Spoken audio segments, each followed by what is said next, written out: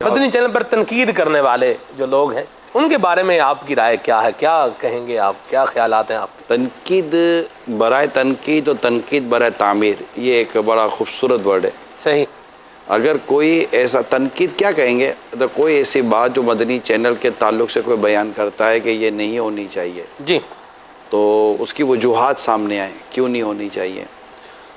سب سے پہلے تو یہ کہ یہ وجہ بیان کر دی جائے کہ آیا یہ جو ہم کر رہے ہیں یہ شریعت نے اس کی اجازت نہیں دی ہے، تو ذرا ہمارے پاس پورا ایک مفتیان کرام کا شرعی پینل ہے، ہم وہ چیز ان تک پیش حاضر کہتے بھئی یہ اگر وہ کہتے ہیں ہاں یہ بات صحیح ہے تو مدنی چینل تو کیا پوری دعوت اسلامی میں اگر کوئی ایسی چیز ہو تو ہم اس کو فوراً نکال دیتے ہیں۔ واہ، تو کیونکہ یہ تو احسان ہے اس کا، تنقید تو میں نہیں کہوں گا اس کو، یہ اس کا احسان ہے کہ جس نے ہمیں کسی بھی ایسے کام سے روکا جو شریعت نے جس کی اجازت نہیں دی ہے، اس کا احسان ہے اور اللہ اس کو بہتر جزا عطا فرمائے۔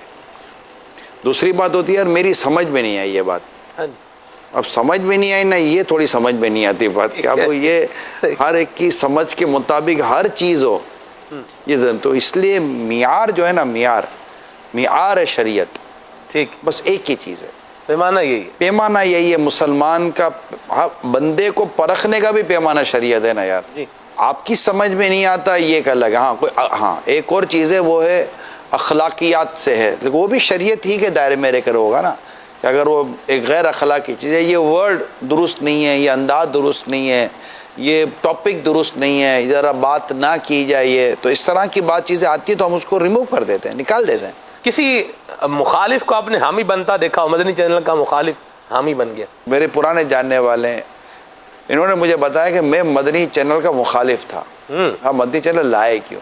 صحیح۔